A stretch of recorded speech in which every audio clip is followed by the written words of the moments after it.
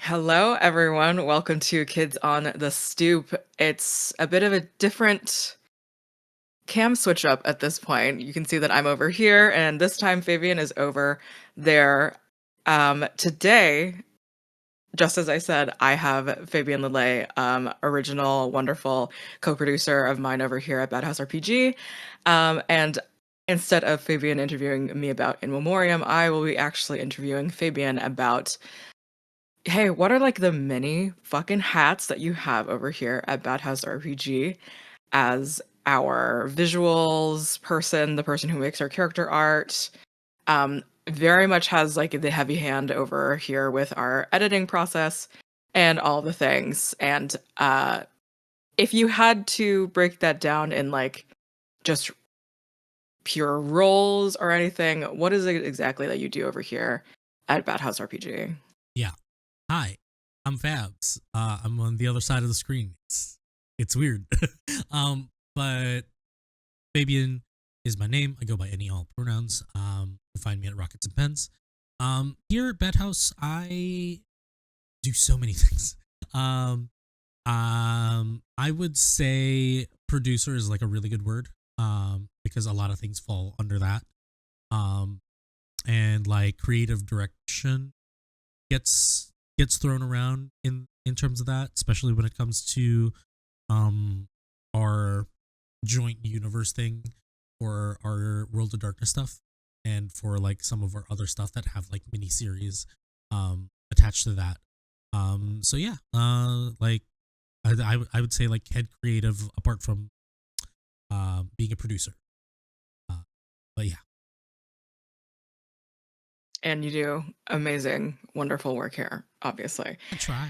Um, Fabian, um, we have been interviewed together as far as like how long we've been doing this and stuff like that. But Hmm. I specifically, I guess, what year was like your first time stepping into like an overlay creating role or like a Mm, just a producer creating role in terms of yeah. TTRPG and APs? Yeah, that's interesting because so when I started APs, I did it with a small group called Going Critical. We were a bunch of like comic artists. My background is through comics illustration. Um, a bunch of us just like were on like a call during the pandemic, and we were like, "Hey, you guys want to play D&D?" People were excited, and everybody else who weren't a part of the game were like, "Hey, we'd love to listen to you guys play." So we started to kind of generally create the group. I was not in the creative role. I was like the GM. I was like focusing more on the game, story, and everything.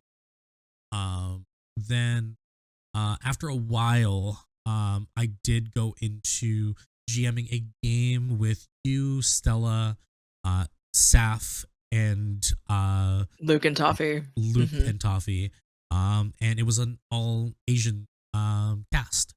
It was a wonderful experience. And that kind of, you know, the pandemic was like kind of like winding down. People were going back to work.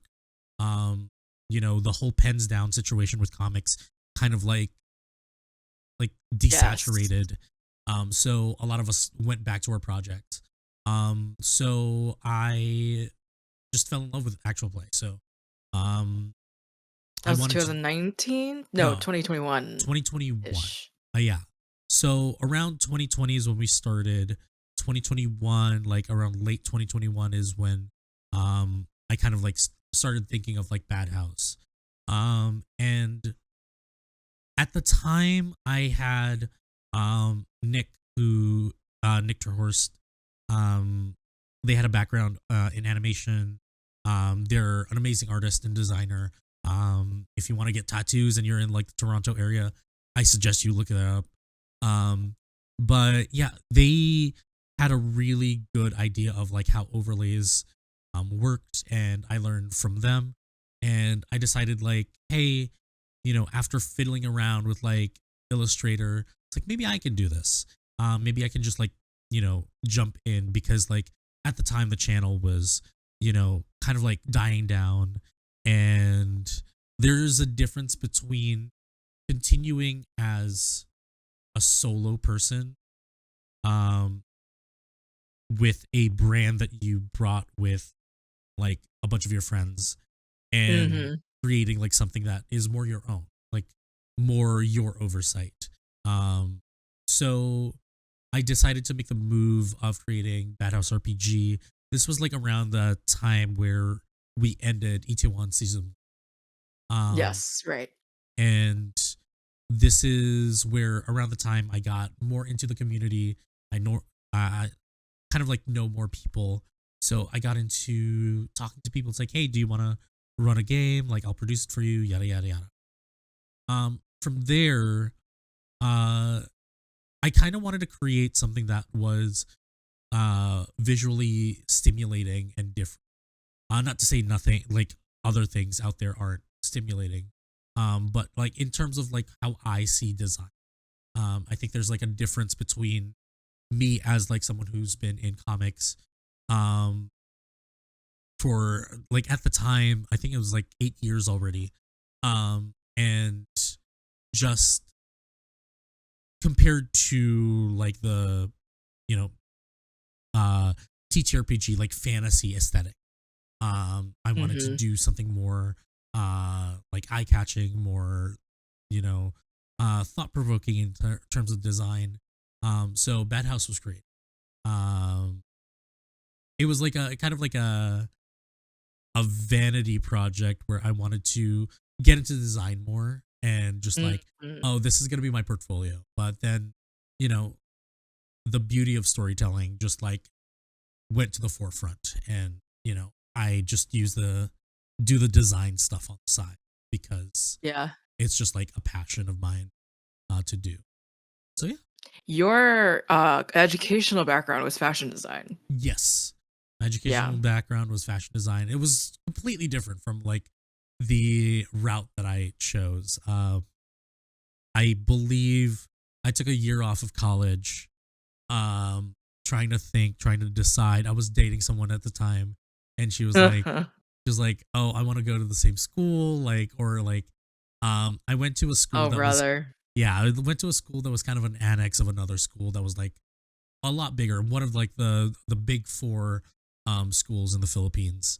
So I went to the school called College of St. Benilde. It was more of a trade kind of school. They focused more on like the the thing that they were most famous for was like hotel management and business, so and like culinary art. So that was their focus, and then they branched out with a lot of like the trade arts. So you had multimedia design, you had fashion design, animation, and all of that. um and fashion design, that was the only school that was giving a degree, but the problem was they focused more on like couture and like Yeah, women's yeah. wear, and I wanted to be a tailor. So I decided to just come back home to New York, back in 2011, and try here. Um, I started getting into like a lot of different stuff. You were Like, yeah, you were in music, yep, coordinating, programming, and then you were also comics eventually kind of came through with all exactly. that. Yeah.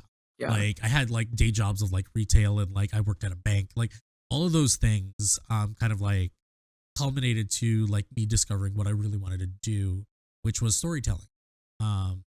Like comics was a way to do it, but it took so much time and so much money to be a storyteller. Yeah. An average comic would range production wise without even the printing, like around like $3,000 to $4,000. And that's on the lower end. So yeah, when I found like actual play, it was just like a breath of fresh air of like, oh, this is another route that I could do. Just a beautiful marriage of things. And you hit the ground running with Stranger But Not a Stranger. Like that was like the first Bad House RPG like, property, quote unquote, where um Amber was GMing, and then it was just like a group of like a lot of our mutual friends and like really talented performers. And what were kind of your, I guess, inspirations for the way that you went about like the marketing of that? Because it was very like slice of life, like comic booky. It used Molgoths versus Visigoths, Yeah. uh, and it was just a hilariously and like strange first show that Yeah. I feel like very much we take like a pretty immediate pivot as far as like what we wanted to do stylistically, but Yeah. for a first show, it was just like so eye-catching and so cool. Yeah, Like, it was like very yeah, striking. I think one of the biggest things was like that helped me figure out like the visual identity of the show was the fact that like it was set in the 90s. I was born in 88. I'm old. Um but like growing up in the 90s, there was like this like nostalgia that a lot of people were chasing. Especially like when during the pandemic with the whole stimulus checks, people were I think the biggest thing that we learned about the pandemic is like we got an opportunity to kind of like chase these things that we wanted to do when we were a kid. And now that we have like some disposable income and, responsible, like, capitalist, you have to give the money back. So it was really a fun way to kind of like jump into that kind of aesthetic from like the whole old like Keenan and Kel Nickelodeon like Ghost Rider kind of like aesthetic, just bringing that in, like making it feel like that time period was so important. So I got into just like Pinterest is your friend before it became like AI slop. um I went into like this deep dive of like uh aesthetic ways of like presenting like the 90s. Um and from like record stores to hip hop albums to punk rock shows, like a lot of that like Rizzo printed like Xerox machine stuff was our kind of like aesthetic. So from there I kind of like decided like maybe we should just pivot into like more of a like zine style kind of like poster. I think a lot of Bad House RPG's reputation falls on like our marketing materials, like posters for each show.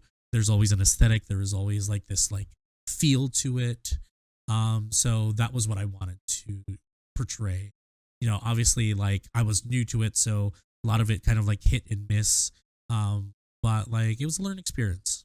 You know, moving from like stranger but not a stranger to currently like like fraternity in Jersey City. yeah. The very next project was Mages of New Amsterdam. Yes, Yeah, which that was my baby. Like yeah, I that was the first outside of Itaewon by Night. Mages of New Amsterdam was like then the next in universe yeah, property, basically. basically yeah. That's when Darkness Eternal was born. We were like, hey, you know, 8one worked so well, and we love the kind of like subversion that we did with 1. Let's continue it. Hmm. So with Mages of New Amsterdam, I was like reading a lot of like crime noir kind of like supernatural mystery comics. Yeah. Hmm. Um, and that was the aesthetic of like, let me bring my comics, um, kind of like, uh, I guess, profession and expertise into, like making the marketing materials here. So that's what I did. And I think that's when we hit our stride of like people are starting to know what Bad House is about, who Bad House is, and what we're trying to do. Um, because everything is like aesthetic, from the logo to the presentation. Um, I think that's where we kind of, uh, yeah, like put our foot into the door and presented Hmm. ourselves. And it was wonderful. Yeah. Um, that leading me into the next question. So we have this like our marketing approach, and also very specifically, the marketing like graphic for Mages of New Amsterdam was like a movie poster. Mm, And we do all of like the cute little credits at like the very bottom of like these are like this is like who's in the movie poster as Yeah. well. Um, which dives into like your very many interests in like film and cinema and like even like the one of like the describing sort of words that we wanted to use more and more about Bad House RPG was like hosting and having more of a cinematic feel and narrative, like Yeah. having the pacing be very movie like and the feel to be very movie like. Um, the specific question I have is what are like staples for Bad House RPG, even extending to overlays? So we have like that marketing thing. We kind of have like this feel that something is inspired by something, but like, what can you say about the logo? Like, what can you say about the color choice? Yeah. Stuff like that. Like, and like going into like also like advice for people who want to get into APs in general. Uh the reason why I decided the yellow is because of how striking the yellow is. In contrast to the black, or like now we have like our navy blue. Um a lot of, at the time when things were coming out, uh a lot of the aesthetics that were being perceived or being presented out there were very fantasy based and had D20s, very metallic, very armory chic, which is like a solid brand, but I think it falls short of becoming more identifiable. And one of the biggest things that I found a problem with going crit at the time was we were catering to fan bases of the artists, but moving into the space of just AP, it's not all about the art and it's about the storytelling. So they need to know who you are. They need to know where to find you. They need to like first identify when they see one particular thing. Oh, that's so and so's channel. So I decided to go with a very striking yellow. I decided to stray away from D20s and do D10s because we did focus a lot more on like storyteller systems. And like the Bad House as a like brand, for people who don't know, I don't think it is well talked about. Bad stands for brilliant and diverse. It was um a play on words based on Madhouse, which is one of my biggest inspirations. An animation studio that presented us with like amazing shows. And like Bad House, the history kind of shows in its own that we focus on people of color, more diverse stories. So I wanted that shift to be like, oh, what is this? Like this looks different compared to, Sword and Shield, a D20, like, bow and arrow. Because that was really important to me at the time.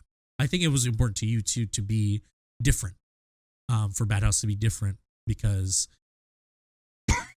um, yes, like that we have this kind of aesthetic that just pulls you in, even though you don't know what we're about yet, and you would like to dive deeper, look for more. So that's the aesthetic kind of like direction that I was thinking. Staple, yeah. Yes. And like it proved to be very successful.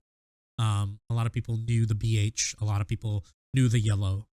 Um, like, especially like in terms of conventions, once I pull out that yellow card, everybody knows what channel it is.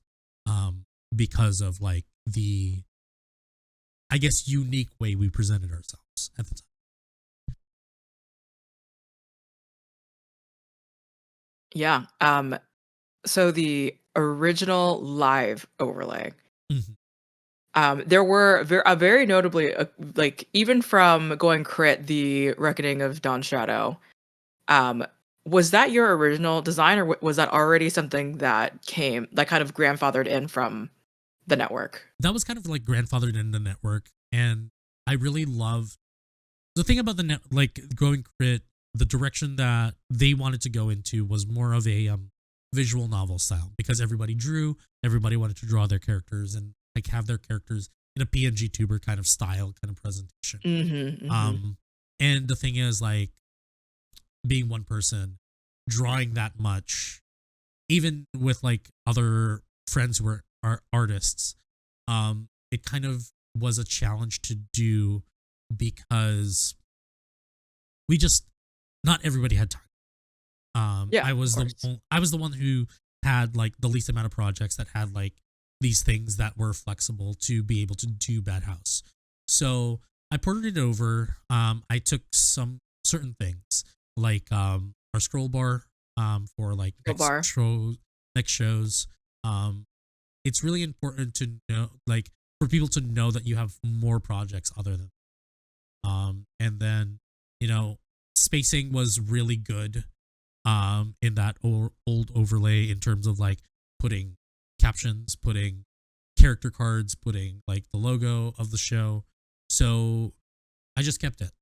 I think the only thing that I changed and introduced was the one-on-one cams, which Yes, yeah. um, I don't want to say like I started all of that, but like it wasn't as prominent as now compared to before. And it's really nice that people have been adopting like one-on-one cams. Storytelling is a lot more concise, a lot more clearer. But that was something that I really wanted to do because there's something about a dialogue between two people, and you see five faces there, and I understand it like in an overlay that has people on the in the same table. Reactions are cool and cute, but when your five separate windows focus kind of like just disperses.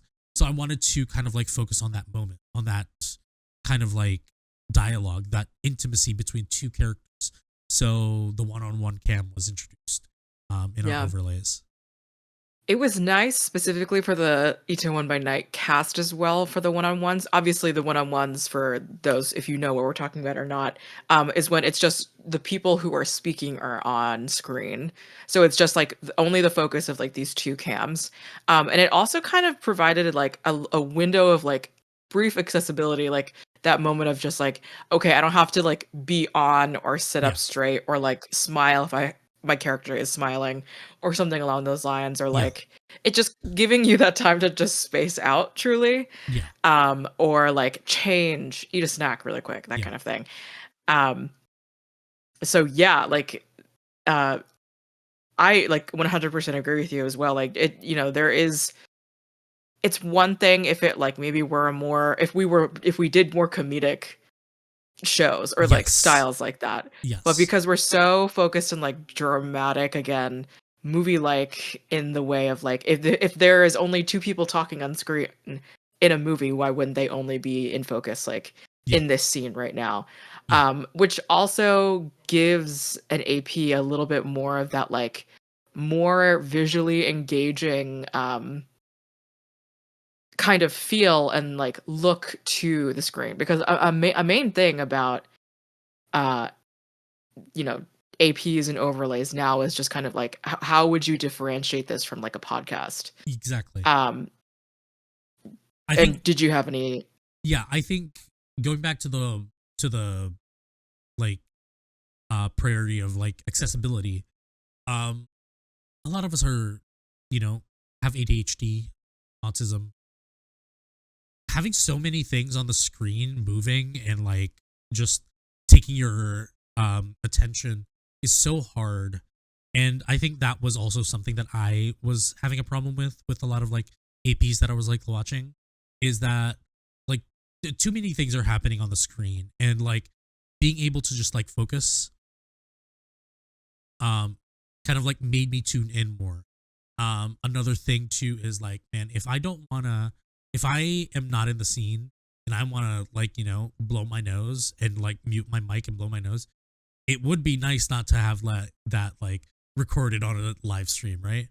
Um so yeah, like giving moments both to the viewer and like to the performers of like to have that easy feel of like, okay, not on cam right now. I can like relax a little bit. Um, that is something that um I wanted to focus on because um comfort brings out the best possible like performance from a performer.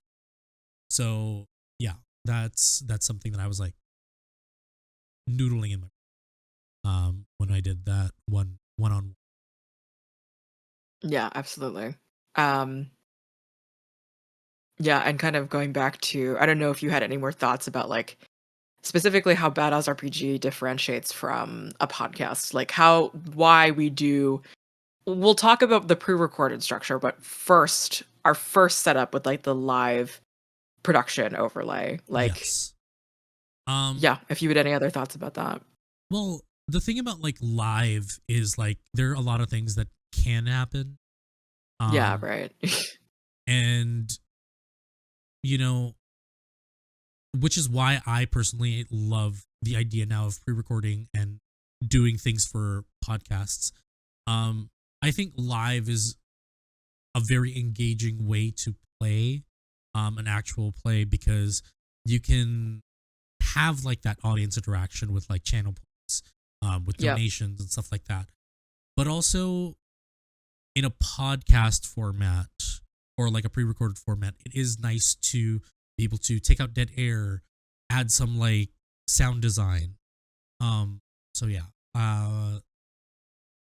I think what differentiates live and podcast is definitely the production that goes into it, the work that goes into it to like polish those like edges, to have like this like perfectly formed crystal in front of you, for you Mhm. to consume. And I will say, the one something that is just like a inherently inaccessible aspect to streaming is the putting makeup on and putting a costume on of it all for Yes. every episode.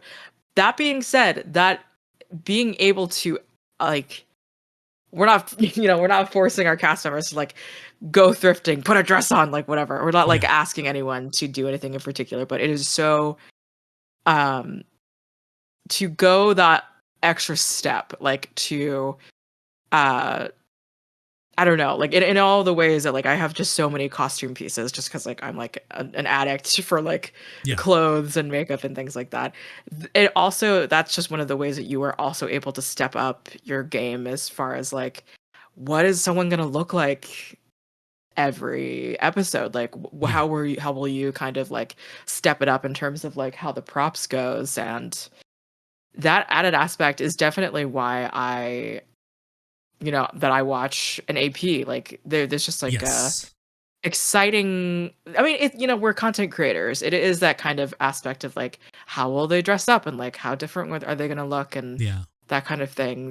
But I in general I know like most of these are volunteer based. We're not exactly paid or able to pay, so like it's not something that should be held on to for every Yeah. project. And honestly, like speaking of like a short anecdote about like why I prefer no costumes for live and like pre-production costume it up if you want.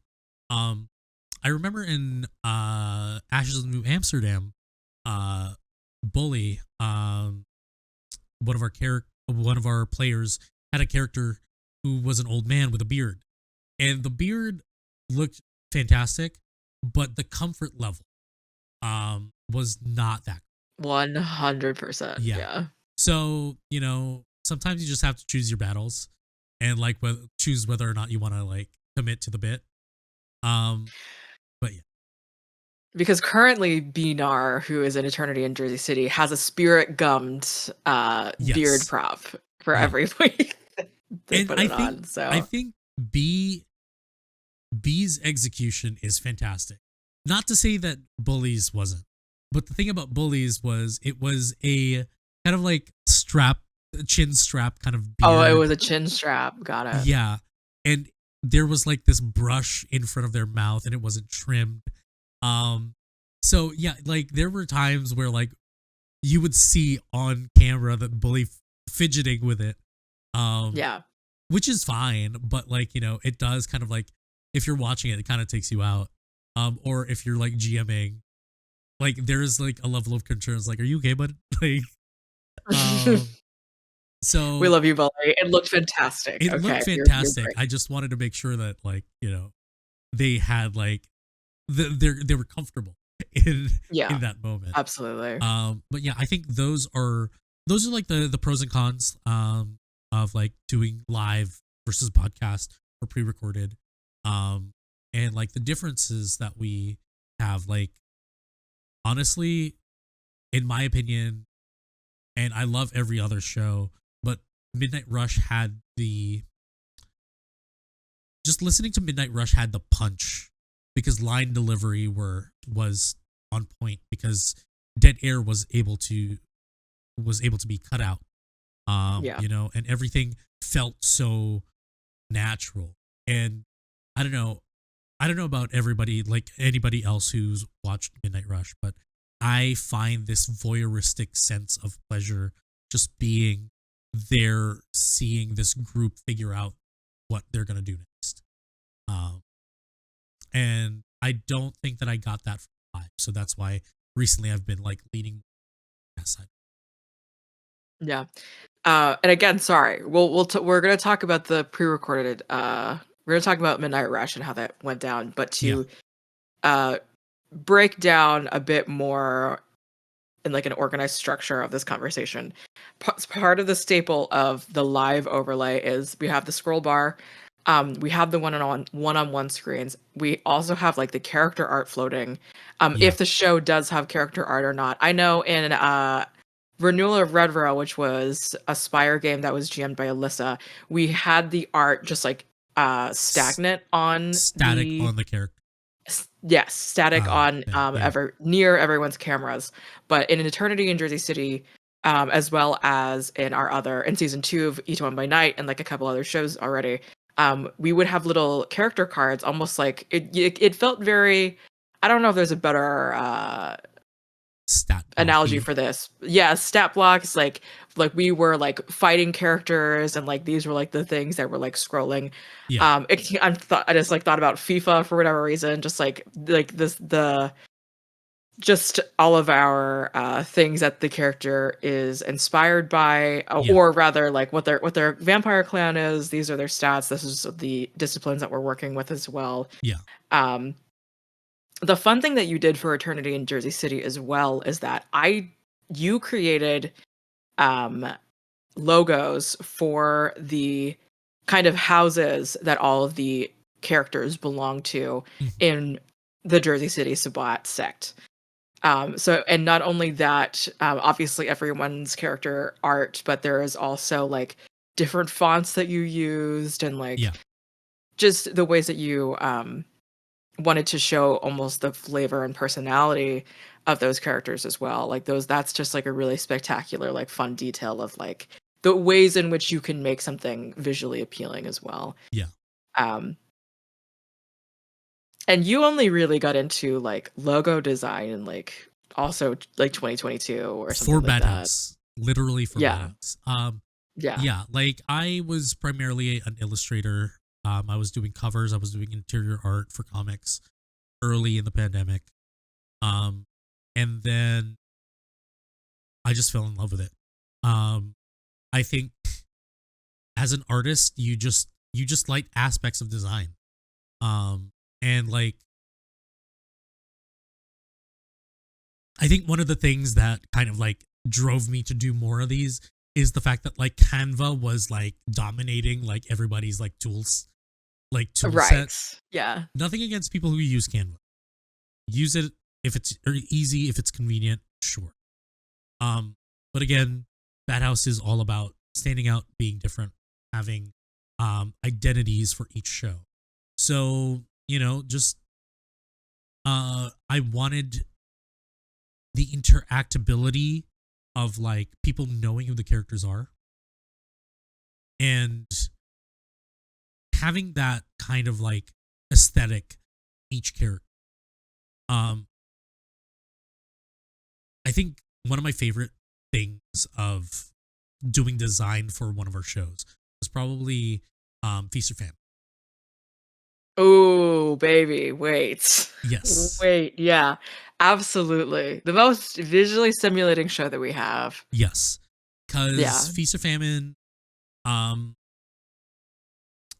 let me walk everybody how like an overlay and how an aesthetic for a Bad House show goes through Where in does a it process. start? So so it Yes. starts from me as a producer talking to the showrunner, who is the GM. So if I'm the GM, I think about like what kind of like what visual identity do I want? Like what kind of show am I kind of either ripping or inspired by? You know, we had the kind of like Buffy angel kind of like thing for Ashley New Amsterdam. We had very like Bloodhounds, very action packed Korean drama for 81 by Night.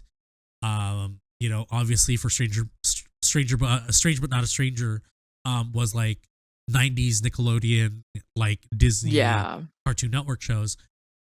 When it came to um shows that are not run by me, so for instance, like Embers of Rage, they wanted Chris wanted a uh Sons of Anarchy kind of like thing. So Right, yeah. I wanted to like bring in like, okay, what would this biker gang look like as a logo? Their colors, their cuts. So from there, I create like this like visual mood board. I start designing a logo. From there, I take like photos and whatever, like background photo of the setting. Like ET1 had, you know, Seoul. You had Manhattan, New York City for Ashton, New Amsterdam, and also for Manila, it was just the Manila skyline, you know, in like day and night. But from there, what I would do is just like put it on like the standard like cutout thing that we have, put all the pieces together, um, and it helps to create like these pieces, um, like uniform pieces, beforehand, because you could just like cut and paste, cut and paste, cut and paste, like the bar, the name tags, everything. But for Feast or But Famine, for Feast or Famine was different. So Joe obviously was the showrunner for that. And Joe, yes. maybe you want to talk about like what aesthetic you wanted to Oh my god. do with this. Um, what if Persona 5 was like cyan and hot pink instead of like that red and black? We still had like the glorious like geometric shapes and like the outlines and like everything, but there was also almost a Catherine aspect to it as well. Like it was just a very like Atlas um like early Persona, not early Persona, I would say like more, again, more Persona 5 based aesthetic of just like there are very eye-catching like monochromatic character portraits. Like there were multiple portraits. There Yeah. was not only like the character art, but there were also like little like avatar icons. Like there was an AOL aspect to this as well. And our captions box was a phone, Yeah. pretty much, because there were multiple AI characters.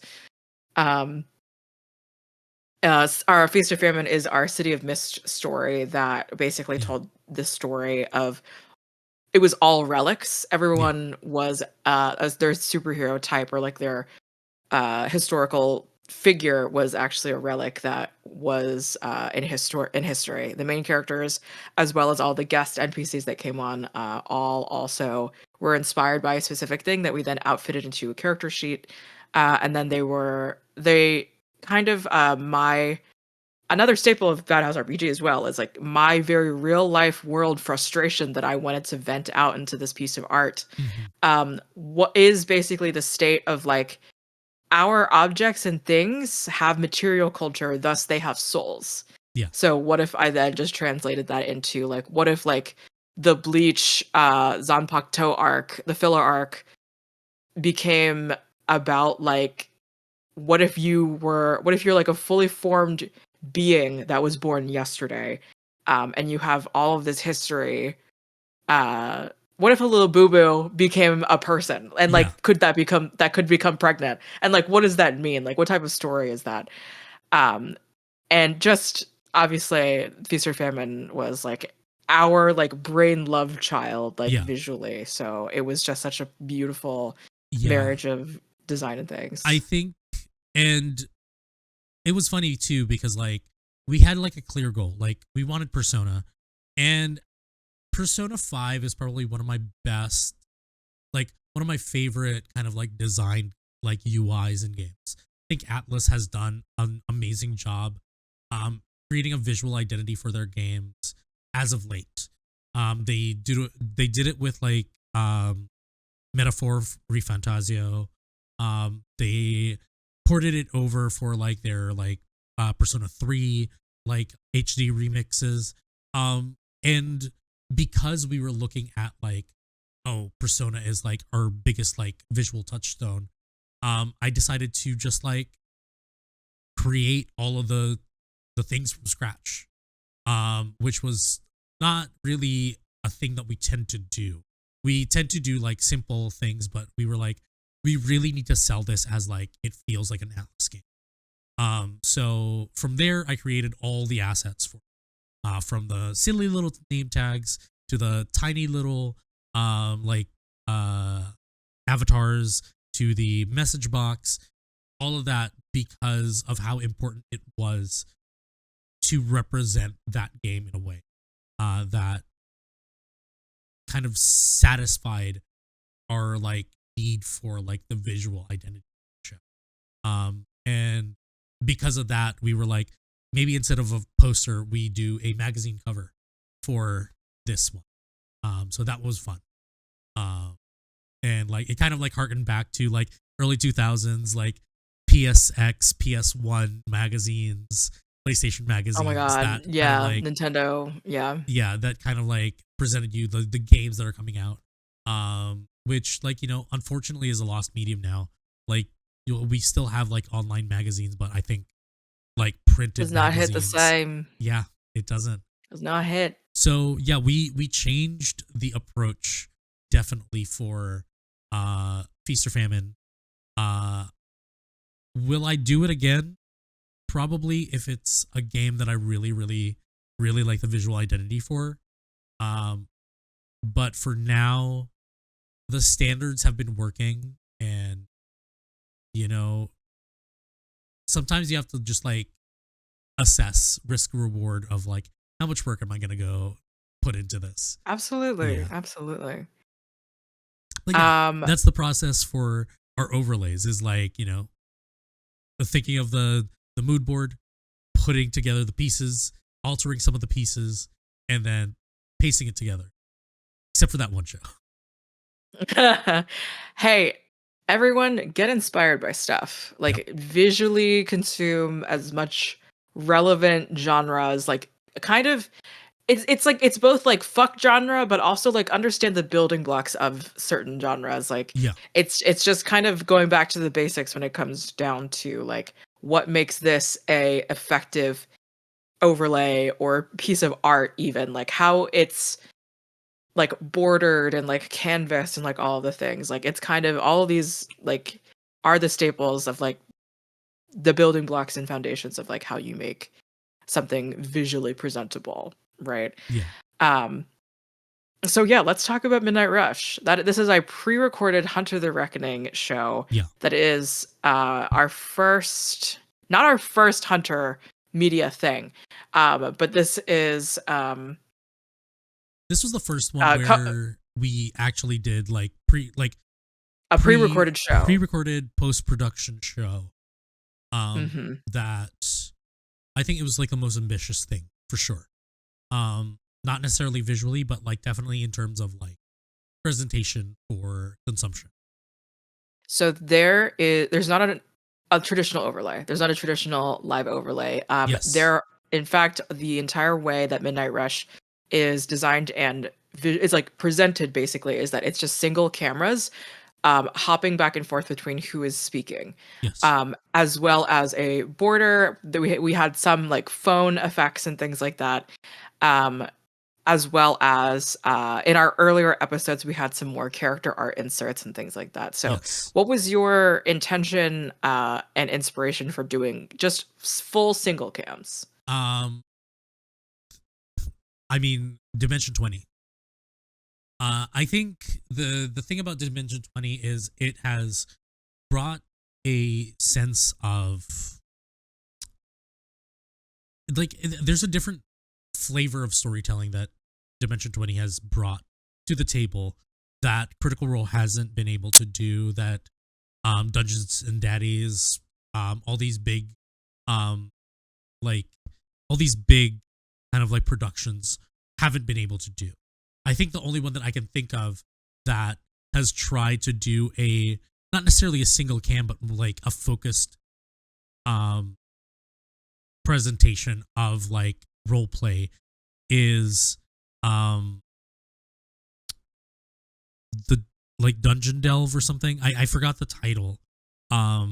But they were at a table like live studio and the cameras would focus on whoever's talking um at a time. Just like in Dimension 20, how, you know, it would be remiss to have a wonderful Lou Wilson crash out and to be seeing other people react to that crash out, because it kind of takes away from your reaction because you're informed by the reaction of the people that are on at the table.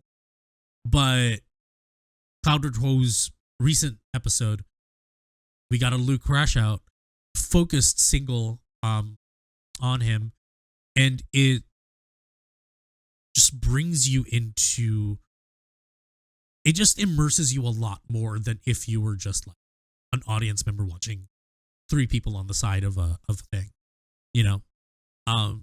So I really liked how Dimension 20 presented their shows of like no overlay, no whatever, some graphics pop up here and there. Yeah. Um and I like the focus, the intimacy that you feel from just like watching these like performers perform their characters, and like it feels the things that they go through feel more real in my opinion. So I decided for Midnight Rush I wanted to do something different. I wanted to try something with the kind of like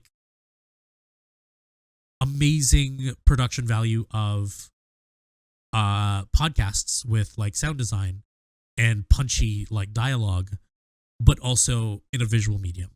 So that's why I decided like just a border was fine and a little bit of graphics to introduce who are the players.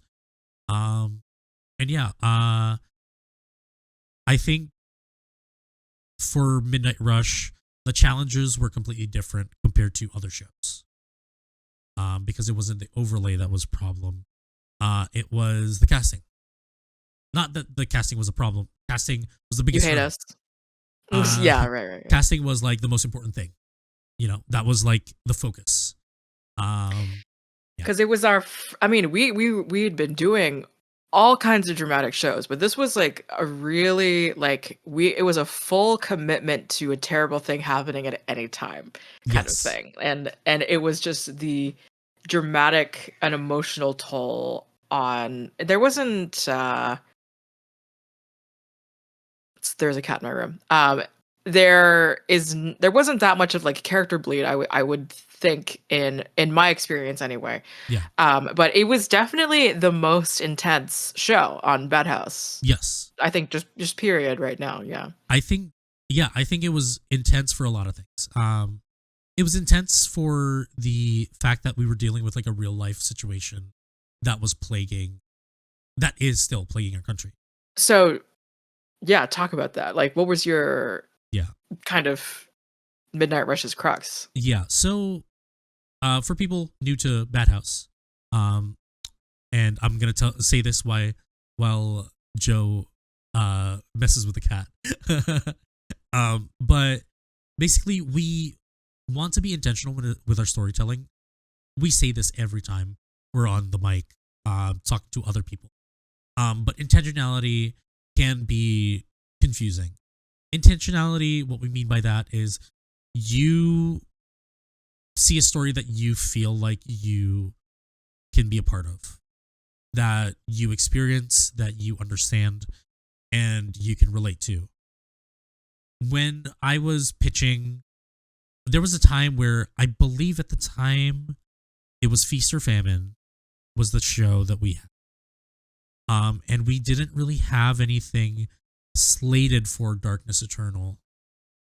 And at the moment, Darkness Eternal was in like this limbo of like, what's the next thing we're doing? And I was like kind of throwing stuff on the wall to see what sticks. And I believe we were in like a group call. And the biggest frustration at the time was not being able to find a job. And like, that was the biggest news at the time. So I thought of it. Like, what if hunters get tricked into a task app and become hunters, get forced into hunters? So that was like the thing that I wanted to portray. That's why the cast was so important. Because I wanted to get somebody who had the whimsy of like 20 somethings, but also can react, whether positively or negatively, to a situation that is just insane, right? So we have Ambrose, a huge staple in the community when it comes to horror. Also fantastic performer, in terms of like characterization. I think Adrian is a very complex character that brought something to the story that I wasn't expecting to do, which was turn a hunter into a vampire. Spoilers, I'm sorry. But it like, you had Laurel, who was new to the space but is an amazing performer. Is an actor. Yes. Like actual actor, yeah. Yes. Laurel has backgrounds in musical theater, and that showed. You have Joe and Stella, who are amazing performers. They can embody any kind of like character that needs to be, and each of the characters were able to kind of portray some form of person that we see ourselves in, so that was like the biggest thing. I had a few ideas of like other people, but I was really happy with the 4. Now, in terms of like production wise, the one other big step that Midnight Rush did take was to introduce post credit scenes, or what we call outros, or no, we had a name for it. End caps. We presented end caps. Casting those were the biggest like challenges, because end caps, we see them everywhere. Post credit scenes, Marvel has fucking choked us to death with them. Yeah. And like, every other like property has tried to do things like that. And I wanted to do something that made the world more alive and more lively. So these are NPCs that we casted, and we wrote these NPCs. Finding people to like portray those particular NPCs was like a really big challenge. I remember certain nights where I'd be like, maybe this person can, be brought in or whatever. And like, some people we wanted to bring in and we wanted to do some big swings, but the scenes just didn't work out at the time, especially with like the direction of what the story was going to. And then from there, we have the direction of eternity too. So we kind of had to pivot with stuff. So yeah, casting was like a huge challenge because sometimes it's not like all the other shows where everybody creates a character. Like 80% of like our guests were characters created prior for them to be involved. So uh yeah, that was harrowing. And then the editing. And then the editing, yeah. Yeah. Which, has been a very recent hat for you to kind of, Yes. come onto. So not only are you just, like, goated at everything you touch, including logo creation, you also, you got some more RAM, and you became amazing also at video editing and, like, developed a very particular eye for it at the same time. Yeah, I try. I mean, there was a lot of like, especially in the video edits, there were a lot of like moments where like I forgot to cut like a certain thing, but I rectified it in like the audio cut. But it was a learning process. I really enjoyed it. I really enjoyed the end thing.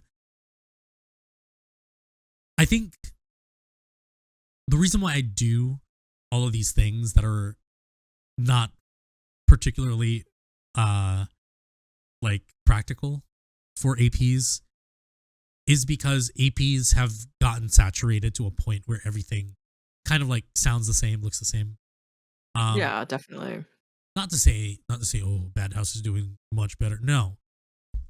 Just to say I myself want to push myself. And I think Absolutely. yeah, I think and my hat is sliding off. My evil hat. Thanks Evil Hat for sending me this. But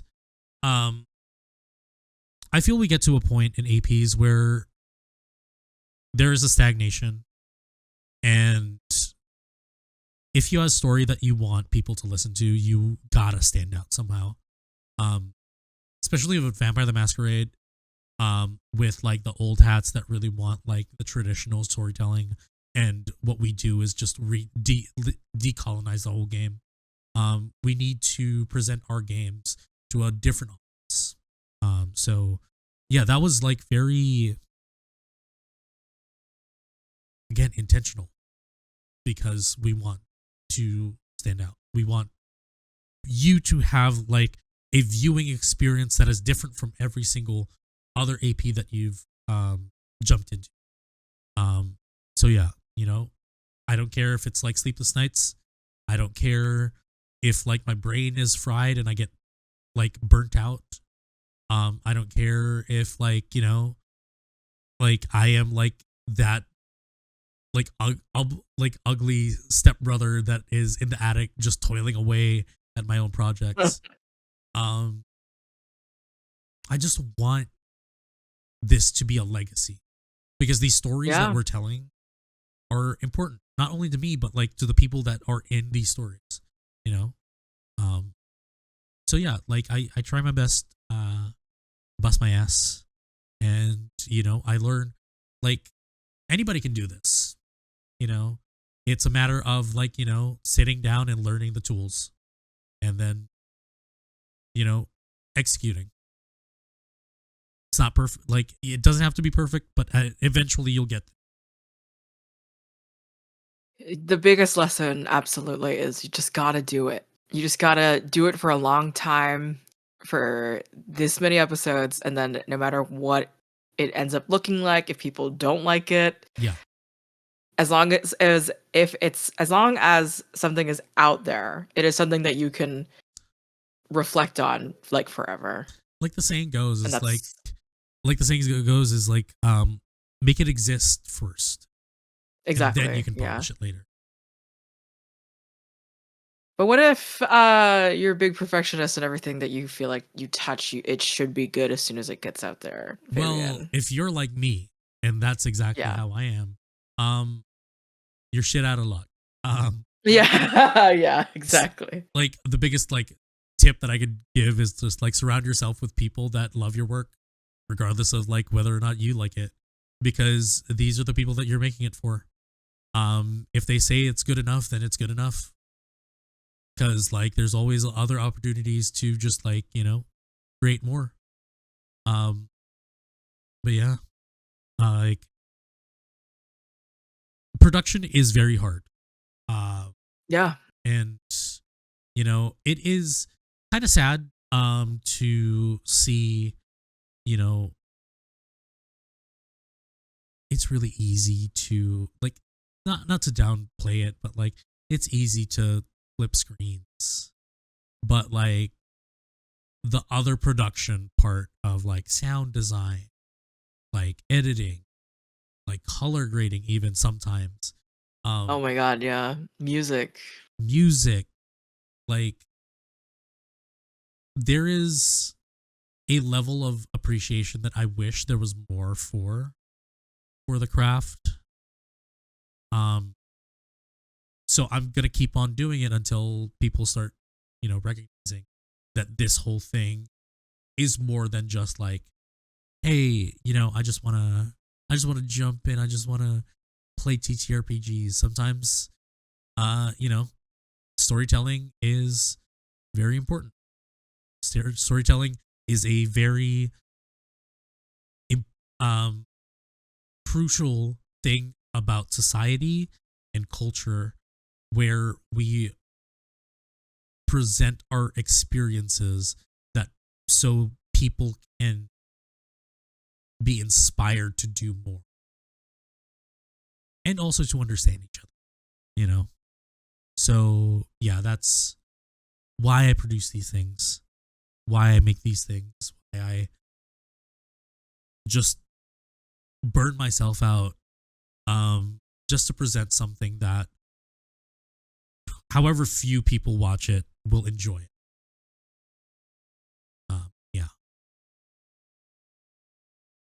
Well, not to Absolutely. get too deep. Like, if anything, if you want to get into these things, things that I can like probably like recommend. Um, Sure. um, if you're getting into uh like APs, the games are great. D&D is fine. Cyberpunk is awesome.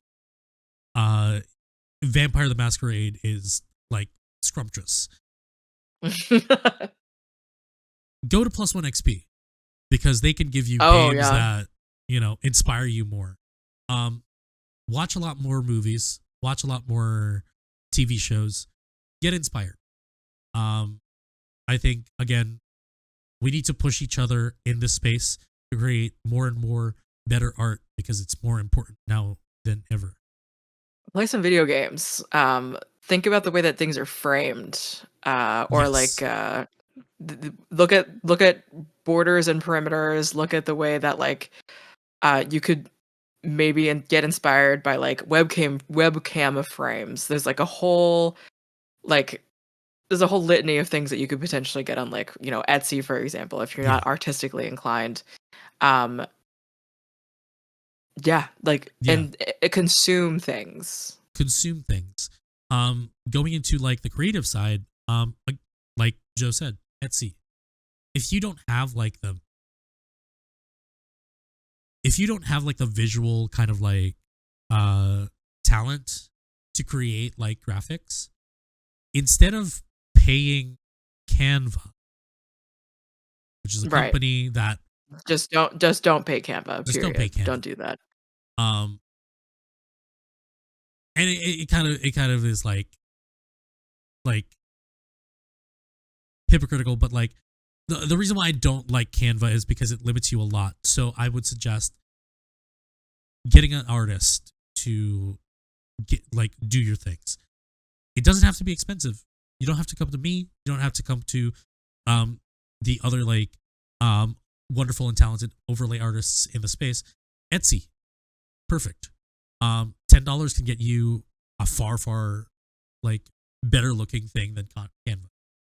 But if you want to create yourself, um GIMP, like GNU image processing program, that is similar to what do you call this?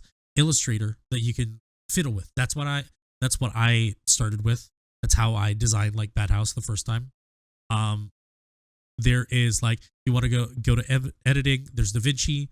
Um, there is a lot of resources. Honestly, if you want to not do the work and get into these resources, Jay, I believe, Nala J Wu, on the socials, um, kind of compiled a bunch of like alternatives for Non-AI alternatives, yep. non AI, non Photoshop, non Adobe products that are either free or for pay.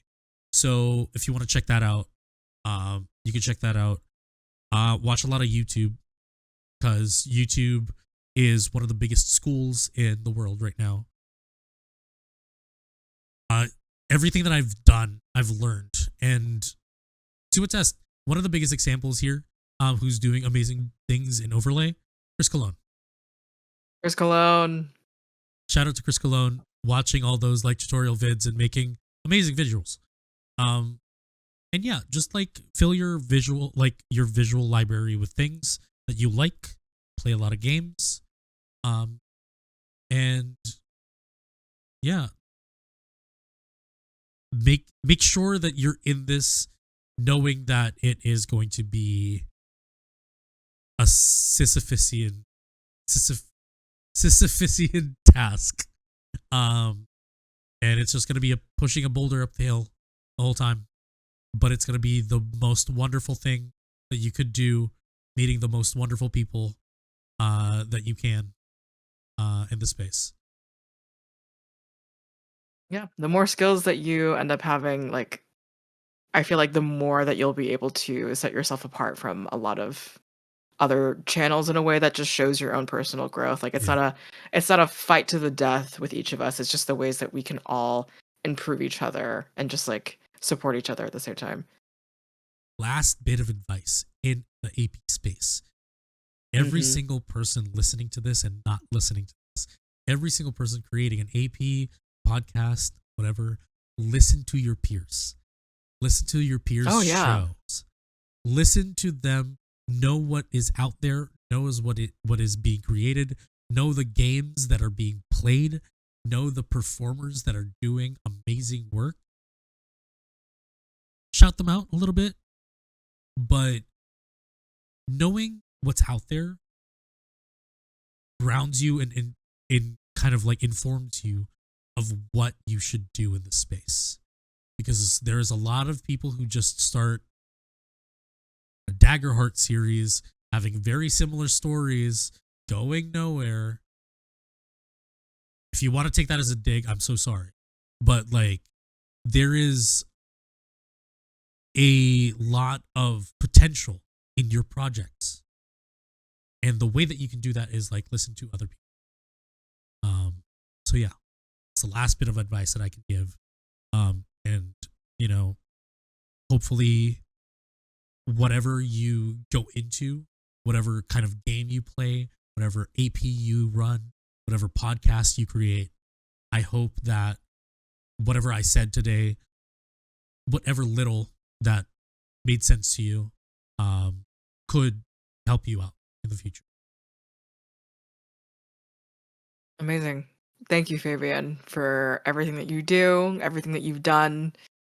And I'm gonna keep working your bones like a horse down to the very day that you die. Yes, I am gonna be thrown into a pot, made into glue eventually.